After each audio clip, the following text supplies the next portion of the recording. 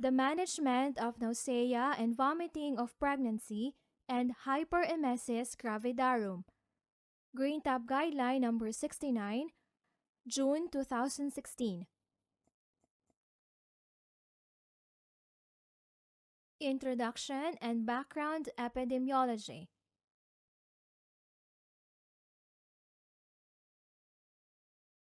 Nausea and vomiting of pregnancy, or NVP, affects up to 80% of pregnant women and is one of the most common indications for hospital admission among pregnant women, with typical stays of between 3 and 4 days.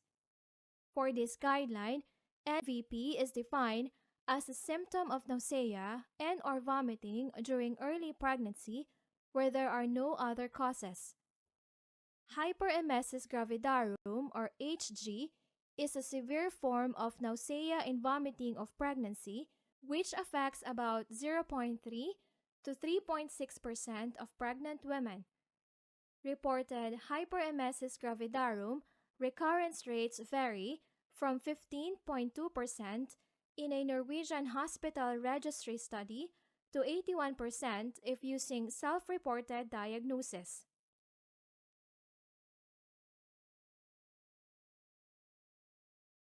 The etiological theories for nausea and vomiting of pregnancy and hyperemesis gravidarum range from fetoprotective and genetic to the biochemical, immunological, and biosocial. They are primarily thought to be associated with rising levels of beta-human chorionic gonadotrophin, or HCG hormone, and conditions with higher HCG levels such as trophoblastic disease and multiple pregnancy have been associated with increased severity of NVP.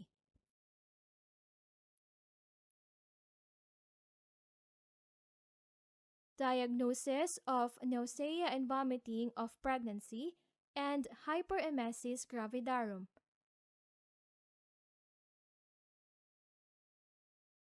How is NVP diagnosed?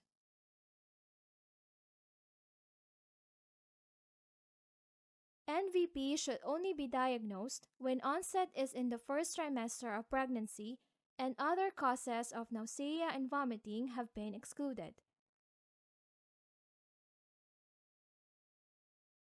Onset of nausea and vomiting of pregnancy is in the first trimester, and if the initial onset is after 10 plus 6 weeks of gestation, other causes need to be considered. It typically starts between the 4th and 7th weeks of gestation, peaks in approximately the 9th week, and resolves by the 20th week in 90% of women.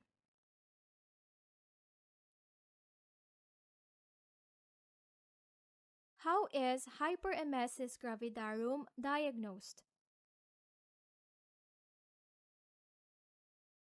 Hyperemesis gravidarum can be diagnosed when there is a protracted NVP with a triad of more than 5% pre-pregnancy weight loss, dehydration, and electrolyte imbalance.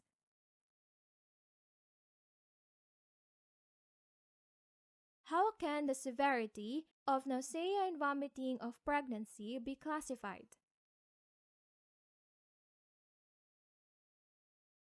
An objective and validated index of nausea and vomiting, such as the Pregnancy Unique Quantification of Emesis, or PUQE score, can be used to classify the severity of NVP.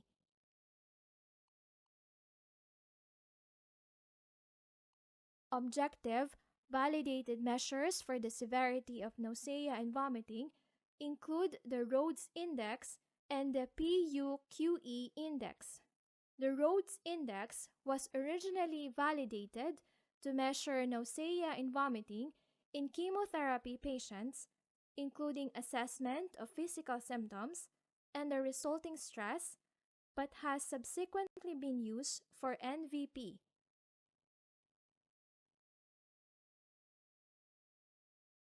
A shorter disease-specific questionnaire, PUQE, was developed by the Mother Risk Program, an NVP helpline in Canada, which highly correlated with the Rhodes Index. The PUQE, or the Pregnancy Unique Quantification of Emesis, was modified to include symptom profile over the previous 24 hours, including a well-being score that correlated with hydration status, and more recently, over a longer period of time.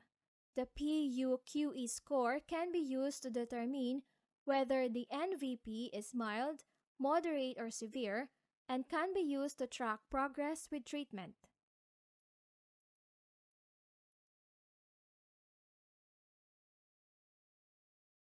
What initial clinical assessment and baseline investigations should be done before deciding on treatment?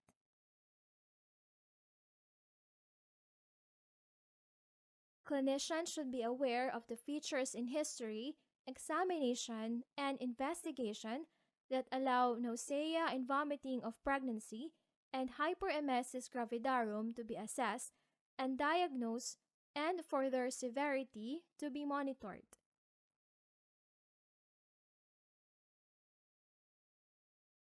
Table number 1. Features in the history, examination, and investigations to monitor severity and other causes. History. Previous history of NVP or HG. Quantify severity using PUQE score, nausea, vomiting, hypersalivation, spitting, loss of weight, inability to tolerate food and fluids, effect on quality of life. History to exclude other causes, abdominal pain, urinary symptoms, infection, drug history, chronic Helicobacter pylori infection. Examination. Temperature, pulse, blood pressure, oxygen saturations, respiratory rate, abdominal examination, weight, signs of dehydration, signs of muscle wasting, and other examination as guided by history.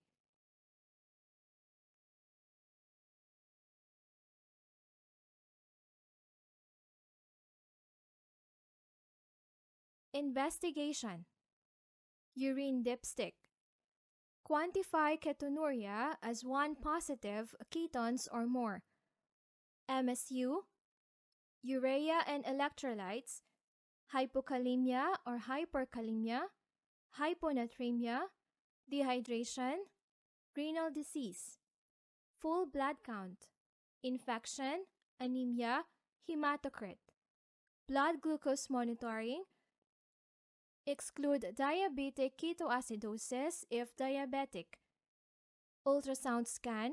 Confirm viable intrauterine pregnancy. Exclude multiple pregnancy and trophoblastic disease. In refractory cases or history of previous admissions, check TFTs, hypothyroid or hyperthyroid, LFTs. Exclude other liver disease such as hepatitis or gallstones. Monitor malnutrition, calcium and phosphate, amylase. Exclude pancreatitis, ABG.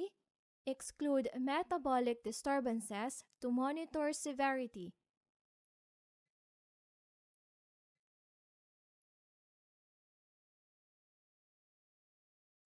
Reported hyperemesis gravidarum recurrence rates vary from 15.2% in a Norwegian hospital registry study to 81% if using self-reported diagnosis.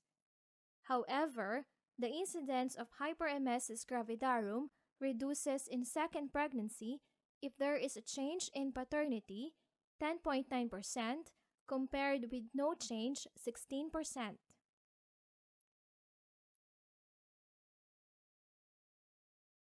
Nausea and vomiting of pregnancy and hyperemesis gravidarum are associated with hyponatremia, hypokalemia, low serum urea, raised hematocrit, and ketonuria, with a metabolic hypocholeremic alkalosis.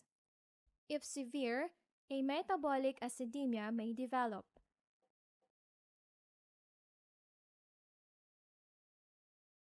In two-thirds of patients with hyperemesis gravidarum, there may be abnormal thyroid function test based on a structural similarity between thyroid stimulating hormone and HCG with a biochemical thyrotoxicosis and raised free thyroxine levels with or without a suppressed thyroid stimulating hormone level.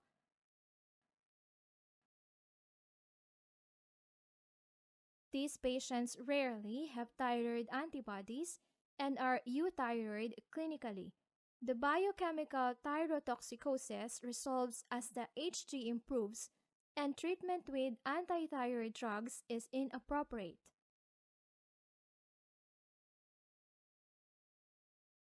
Liver function tests are abnormal in up to 40% of women with Hg, with the most likely abnormality being a rise in transaminases.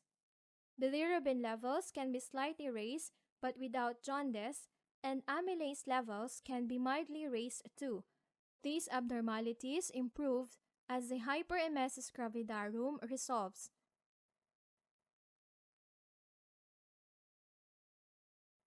An ultrasound scan should be scheduled to confirm viability and gestational age and to rule out multiple pregnancy or trophoblastic disease.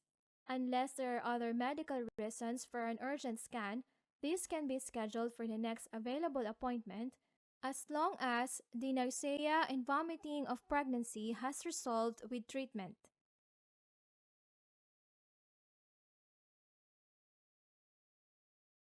What are the differential diagnoses? Other pathological causes should be excluded by clinical history, focused examination, and investigations. Other pathological causes of nausea and vomiting include peptic ulcers, cholecystitis, gastroenteritis, hepatitis, pancreatitis, genitourinary conditions such as urinary tract infection or pyelonephritis, metabolic conditions, neurological conditions, and drug-induced nausea and vomiting.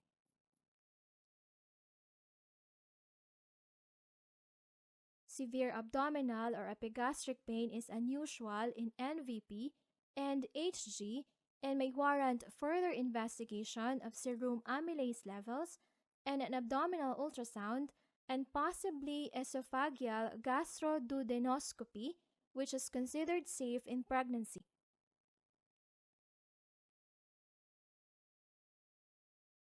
Chronic infection with Helicobacter pylori can be associated with nausea and vomiting of pregnancy and hyperemesis gravidarum, and testing for H. pylori antibodies may be considered.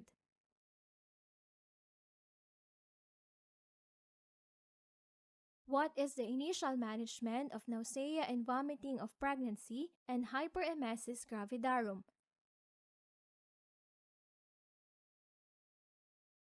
How should the woman be managed?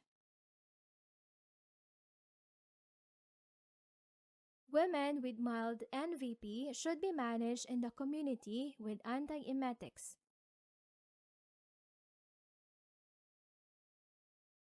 Ambulatory daycare management should be used for suitable patients when community or primary care measures have failed and where the PUQE score is less than 13.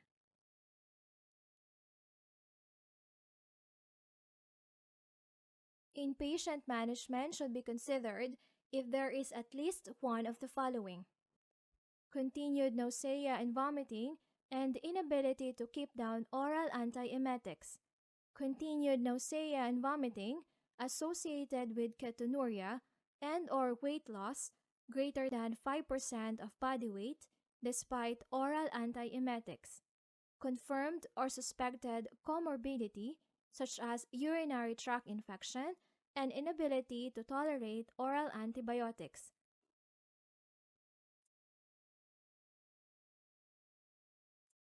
Women who have vomiting but are not dehydrated can be managed in the community with antiemetics, support, reassurance, oral hydration, and dietary advice.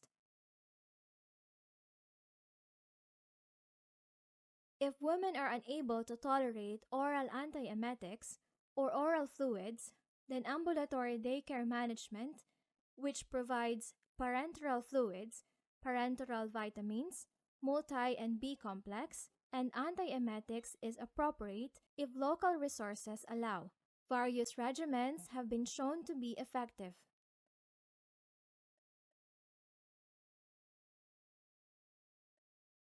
Ambulatory daycare management is associated with high patient satisfaction. Women who have recurrent NVP or HG, despite adequate ambulatory daycare treatment, should be managed as inpatients due to the associated complications, in particular electrolyte imbalance and nutritional deficiencies.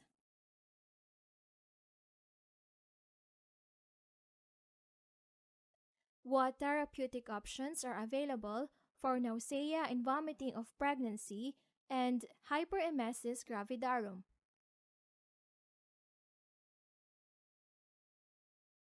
What is the safety and efficacy of pharmacological agents?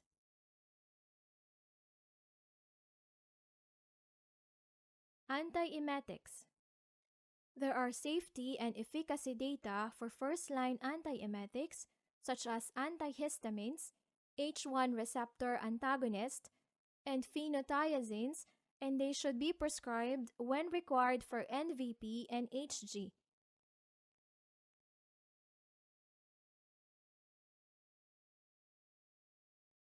Combinations of different drugs should be used in women who do not respond to a single antiemetic. For women with persistent or severe hyperemesis gravidarum, the parenteral or rectal route may be necessary and more effective than an oral regimen.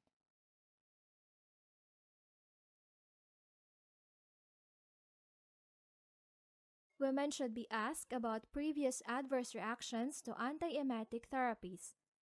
Drug-induced extrapyramidal symptoms and oculogeric crisis can occur with the use of phenothiazines and metoclopramide. If this occurs, there should be prompt cessation of the medications.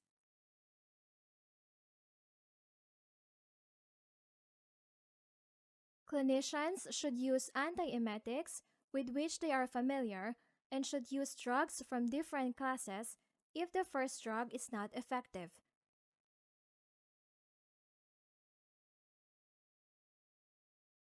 Metoclopramide is safe and effective, but because of the risk of extrapyramidal effects, it should be used as a second-line therapy. There is evidence that ondansetron is safe and effective, but because data are limited, it should be used as a second-line therapy.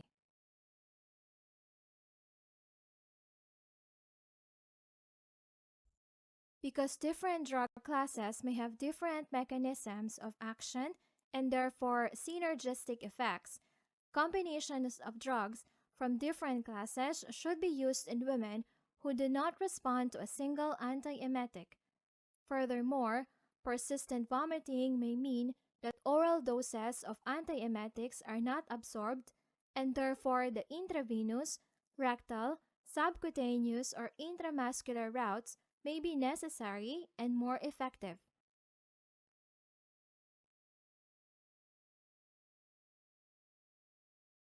Due to the risk of extrapyramidal effects with metoclopramide, it should be used as second-line therapy. A review of metoclopramide conducted by the European Medicines Agency Committee for Medicinal Products for Human Use has confirmed the risk of short-term extrapyramidal disorders and tardive dyskinesia, particularly in young people.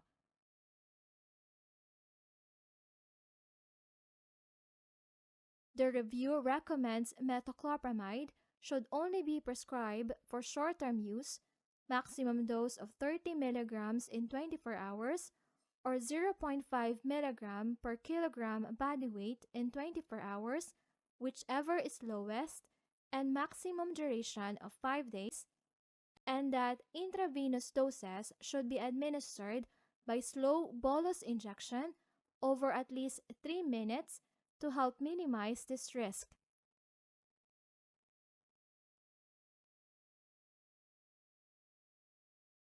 Dystonic reactions have been shown to be significantly less common in non-pregnant patients receiving a slow infusion as opposed to a bolus injection of 10 milligrams of metoclopramide.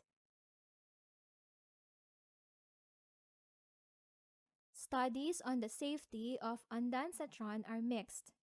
The use of ondansetron should be limited to patients who are not adequately managed on the aforementioned antiemetics and preferably used after the first trimester of pregnancy.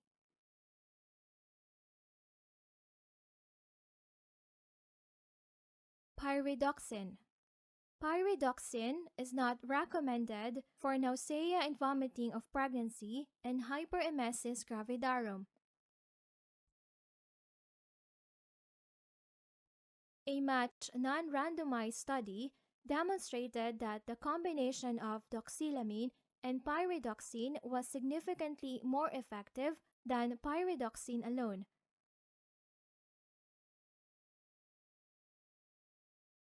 Corticosteroids.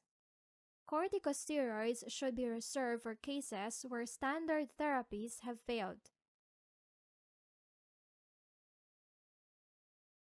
Corticosteroids should not be used until conventional treatment with intravenous fluid replacement and regular antiemetics has failed. The suggested dose is intravenous hydrocortisone 100 mg twice daily, and once clinical improvement occurs, convert to oral prednisolone 40 to 50 mg daily, with a dose gradually tapered until the lowest maintenance dose that controls the symptoms is reached. In most cases, prednisolone needs to be continued until the gestational age, at which hyperemesis gravidarum would have typically resolved, and in some extreme cases, this occurs at delivery.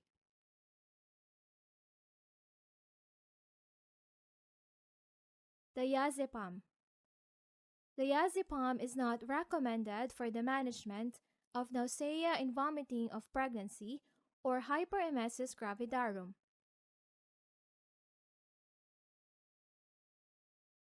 What is the best rehydration regimen for ambulatory daycare and inpatient management?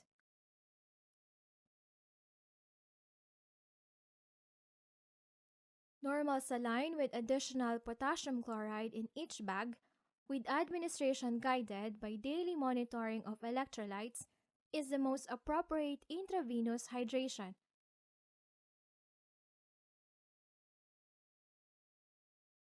Dextrose infusions are not appropriate unless the serum sodium levels are normal and thiamine has been administered. The most important intervention is likely to be appropriate intravenous fluid and electrolyte replacement. There is no evidence to determine which fluid regimen is most appropriate, but given that most women admitted to hospital with hyperemesis gravidarum are hyponatremic, hypocaloremic, hypokalemic, and ketotic, it seems appropriate to use normal saline and potassium chloride.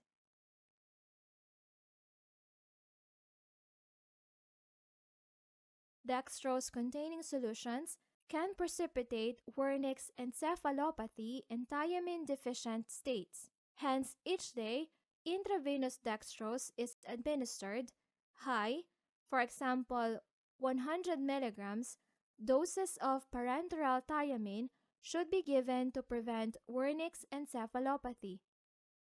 Appendix 4 provides a summary treatment algorithm for nausea and vomiting of pregnancy and hyperemesis gravidarum.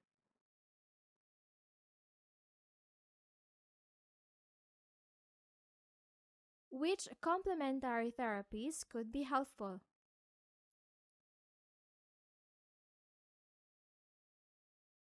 Ginger. Ginger may be used by women wishing to avoid antiemetic therapies in mild to moderate nausea and vomiting of pregnancy.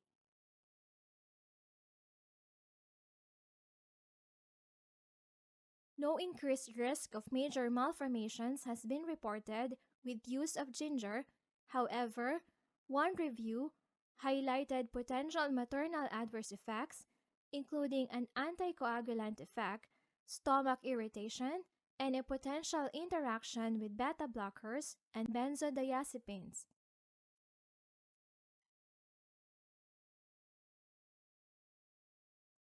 Acustimulations, acupressure, and acupuncture. Women may be reassured that acustimulations are safe in pregnancy. Acupressure may improve nausea and vomiting of pregnancy.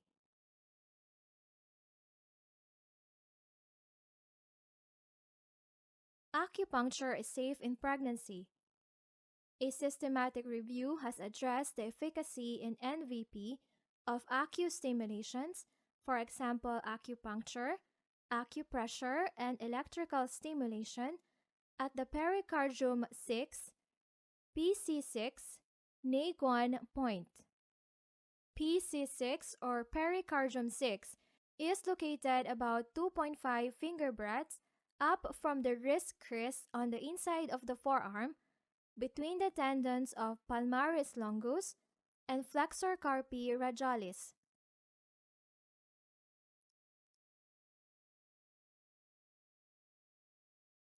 Hypnosis. Hypnotic therapies should not be recommended to manage nausea and vomiting of pregnancy and hyperemesis gravidarum. Monitoring and adverse effects.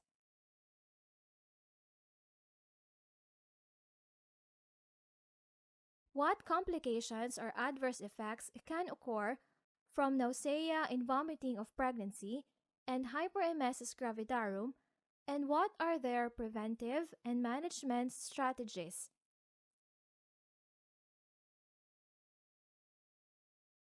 Urea and serum electrolyte levels should be checked daily in women requiring intravenous fluids.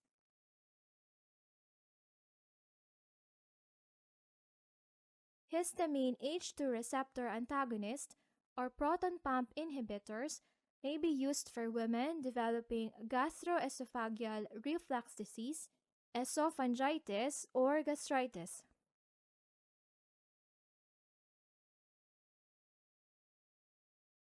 Thiamine supplementation, either oral or intravenous, should be given to all women admitted with prolonged vomiting, especially before administration of dextrose or parenteral nutrition.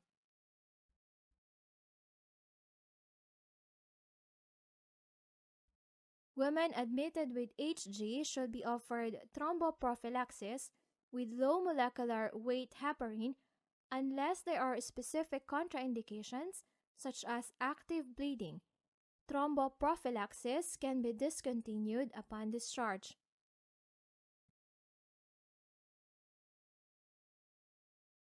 Women with previous or current nausea and vomiting of pregnancy or hyperemesis gravidarum should consider avoiding iron-containing preparations if these exacerbate the symptoms.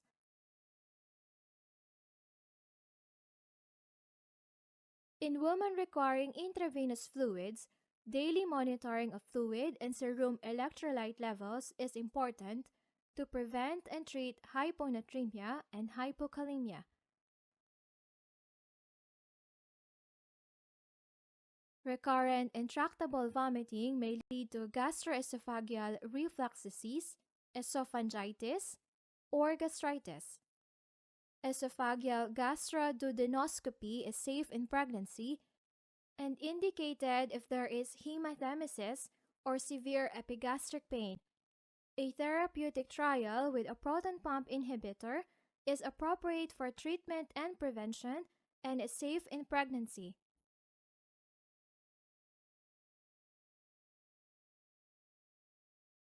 Wernicke's encephalopathy due to vitamin B1 or thiamine deficiency classically presents with blurred vision, unsteadiness and confusion, memory problems, drowsiness, and on examination, there is usually nystagmus, ophthalmoplegia, hyporeflexia or areflexia, gait, and or finger-nose ataxia.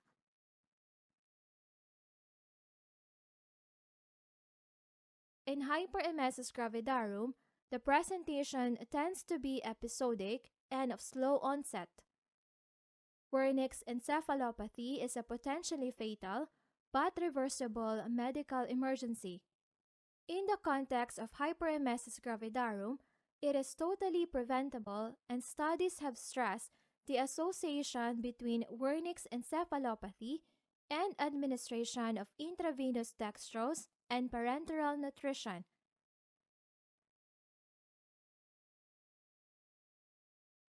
One of these studies reported that complete remission occurred in only 29% and permanent residual impairment was common.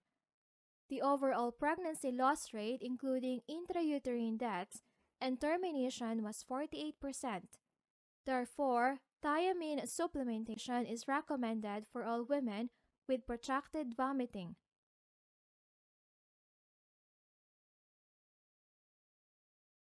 A retrospective study found that the odds ratio for venous thromboembolism with hyperemesis gravidarum was 2.5 or 95%. However, since women with hyperemesis gravidarum are only at markedly increased risk while persistently vomiting, thromboprophylaxis can be discontinued at discharge or when the hyperemesis gravidarum resolves. Oral iron can cause nausea and vomiting. In a Canadian prospective cohort study, 2/3 of 97 women who discontinued iron supplements reported improvement in their severity of nausea and vomiting of pregnancy.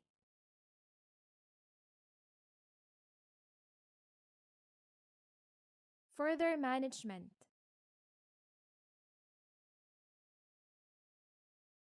What is the role of the multidisciplinary team?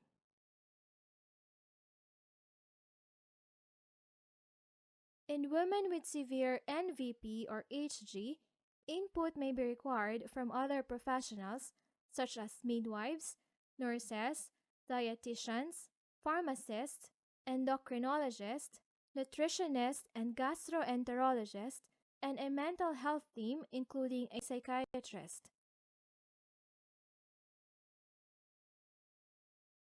There are many facets to severe NVP or HG, and a holistic approach to assessment and treatment should be adopted. Dietetic advice can be very helpful to treat or avoid potentially serious complications. Women requiring enteral or parenteral feeding require input from a gastroenterologist and a nutritionist.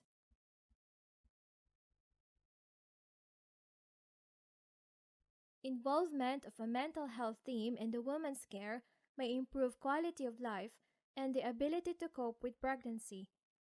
Emotional support and psychological or psychiatric care may be required, with targeted interventions specifically designed to treat mental health issues in hyperemesis gravidarum, which are a result of hyperemesis gravidarum or HG rather than a cause.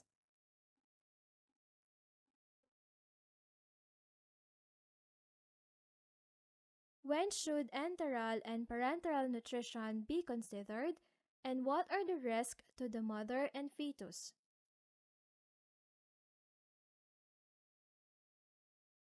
When all other medical therapies have failed, enteral or parenteral treatment should be considered with a multidisciplinary approach.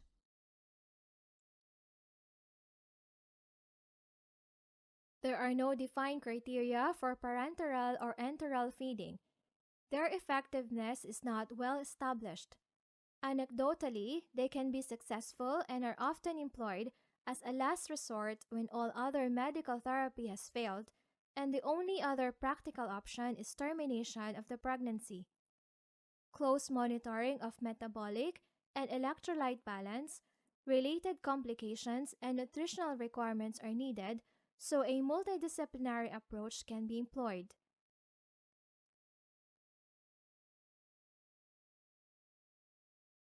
Enteral feeding options to consider include nasogastric, nasoduodenal, or nasojejunal tubes, or percutaneous endoscopic gastrostomy or jejunostomy feeding. Parenteral feeding with a peripherally inserted central catheter or PICC line is often better tolerated than enteral feeding. However, it carries a higher risk of infection and vascular perforation.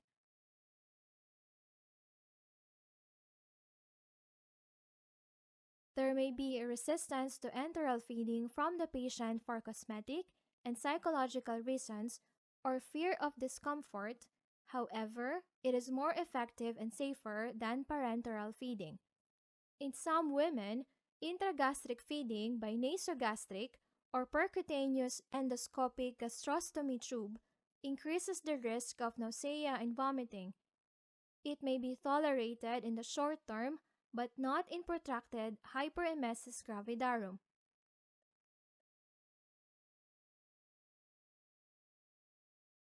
In nasojejunal feeding, the tube is inserted endoscopically to the jejunum and feeding can be administered by a continuous infusion. One study showed that although the majority of women improve greatly within 48 hours, ongoing vomiting and retching can dislodge gastric and post-pyloric feeding tubes.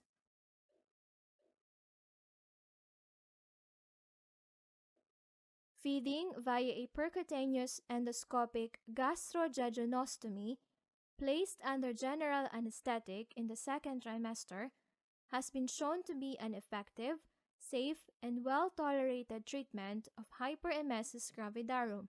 In the majority of women, the tube is removed after delivery. The risk of early dislodgement is minimized compared with nasoenteric placement. Potential complications of percutaneous endoscopic jejunostomy include tube dislodgement, obstruction or migration, cutaneous or intra-abdominal abscesses, fistula formation, pneumatosis, occlusion, and intestinal ischemia.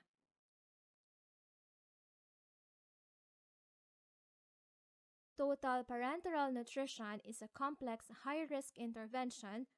However, it may be useful in refractory cases to ensure sufficient calorie intake. It should only be used as a last resort when all other treatments have failed, as it is inconvenient, expensive, and can be associated with serious complications such as thrombosis, metabolic disturbances, and infection.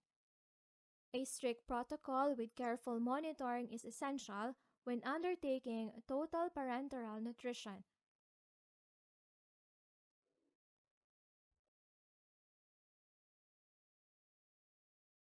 When should termination of pregnancy be considered?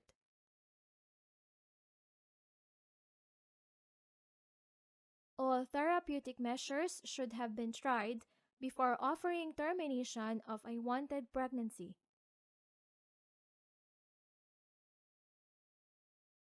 The Hyperemesis Education and Research, or HER Foundation in the USA, reports that 10% of pregnancies complicated by hyperemesis gravidarum end in termination in women who would not otherwise have chosen this.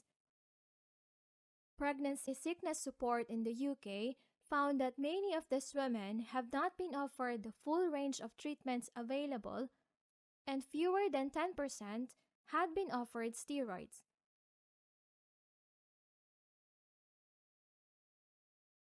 Treatment options of antiemetics, corticosteroids, enteral and parenteral feeding, and correction of electrolyte or metabolic disturbances should be considered before deciding that the only option is termination of the pregnancy.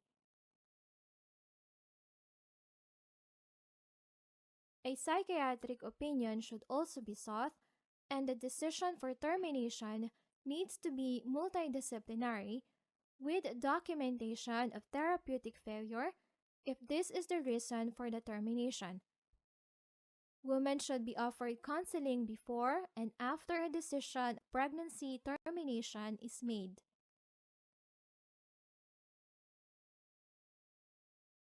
In a survey of 808 women who terminated their pregnancies secondary to hyperemesis gravidarum, 123, or 15.2%, had at least one termination due to HG, and 49, 6.1%, had multiple terminations. Prominent reasons given for the terminations were inability to care for the family and self, 66.7%, fear that they or their baby could die, 51.2%, or that the baby would be abnormal, 22%.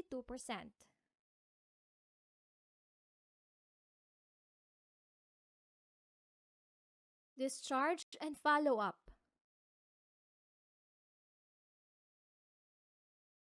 What discharge and follow-up arrangements should be implemented?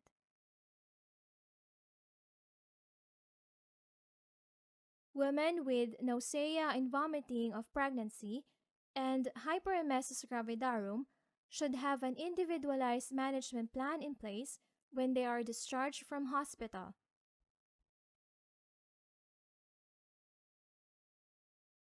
Women with severe NVP or HG who have continued symptoms into the late second or the third trimester should be offered serial scans to monitor fetal growth. At the time of discharge, it is essential that women are advised to continue with their antiemetics where appropriate and that they know how to access further care if their symptoms and/or signs recur, for example, persistent vomiting, dehydration, or ketonuria.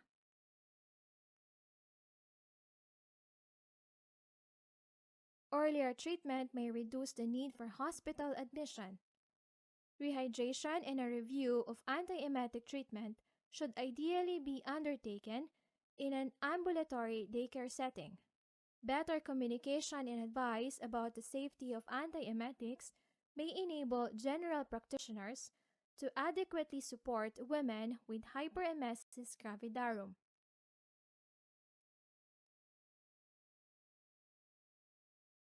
A follow-up appointment for antenatal care is important in women suffering from HG. Psychological and social support should be organized depending upon the clinical and social circumstances. An observational study has shown that women with HG and low pregnancy weight gain, less than 7 kilograms during pregnancy, are at an increased risk of preterm delivery and low birth weight.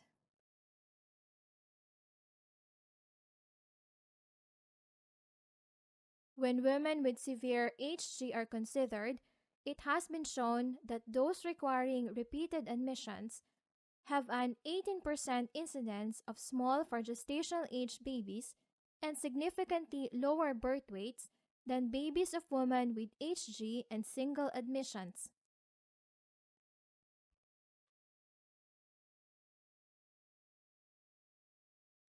What is the effect of nausea and vomiting of pregnancy and hyperemesis gravidarum in the postnatal period?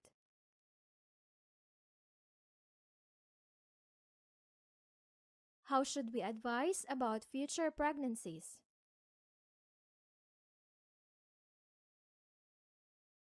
Women with previous HG should be advised that there is a risk of recurrence in future pregnancies.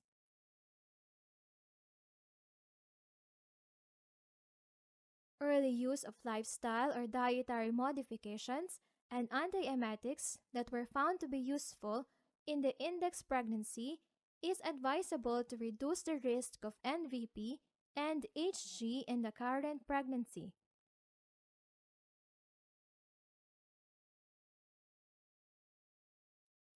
Women who have experienced severe nausea and vomiting of pregnancy in a previous pregnancy may benefit from initiating dietary and lifestyle changes and commencing antiemetics before or immediately at the start of symptoms in a subsequent pregnancy.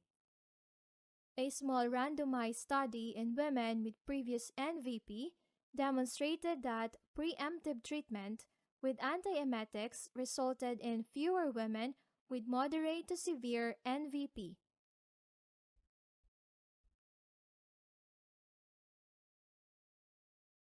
What is the effect of nausea and vomiting of pregnancy and hyperemesis gravidarum on quality of life?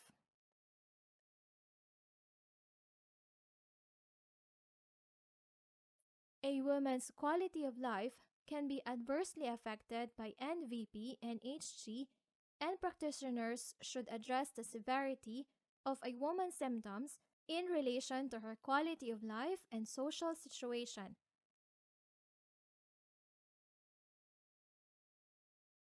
Practitioners should assess a woman's mental health status during the pregnancy and postnatally and refer for psychological support if necessary.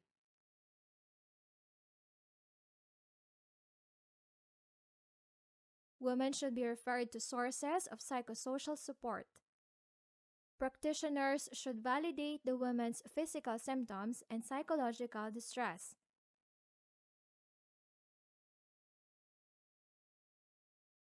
Women should be advised to rest as required to alleviate symptoms.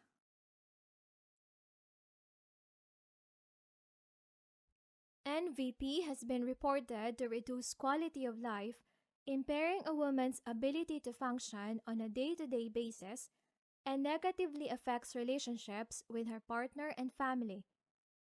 Women with HG are 3 to 6 times more likely than women with NVP to have low quality of life. Persistent nausea is a symptom that most adversely affects quality of life.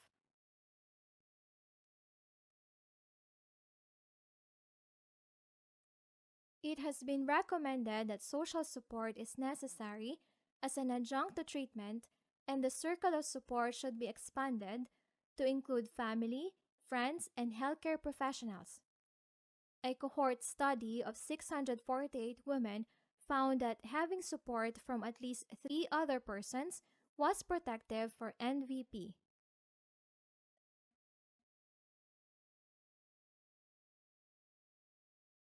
Clinical assessment should be considered for depression and postnatal depression with appropriate referral.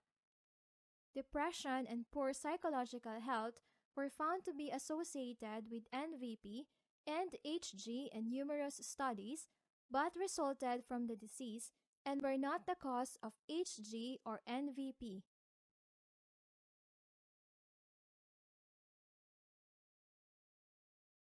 Measures that address NVP, poor social support, and depression are warranted throughout pregnancy.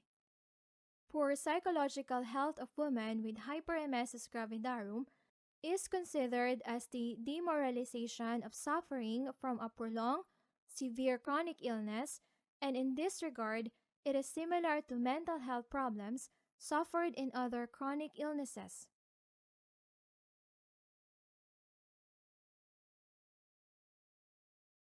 Fatigue is associated in NVP in several studies. Rest, particularly napping, is reported by women to relieve symptoms. A survey of 114 women conducted by a volunteer from Pregnancy Sickness Support found that rest was noted by the majority of respondents with hyperemesis gravidarum as being the only effective management strategy aside from antiemetics. Any kind of sensory stimulation can trigger symptoms, so complete removal from sources of stimulation may be necessary.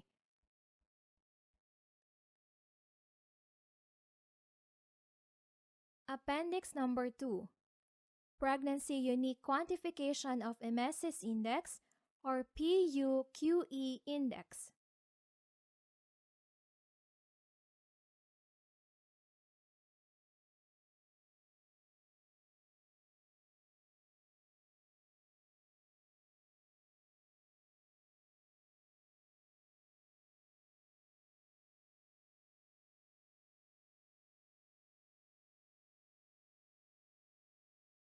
Appendix number 3.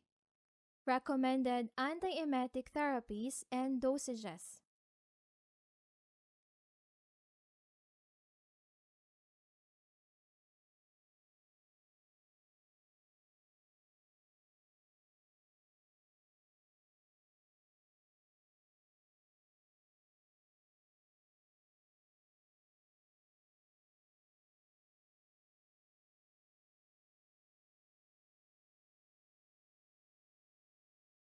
Appendix number 4. Treatment algorithm for NVP or nausea and vomiting of pregnancy and HG or hyperemesis gravidarum.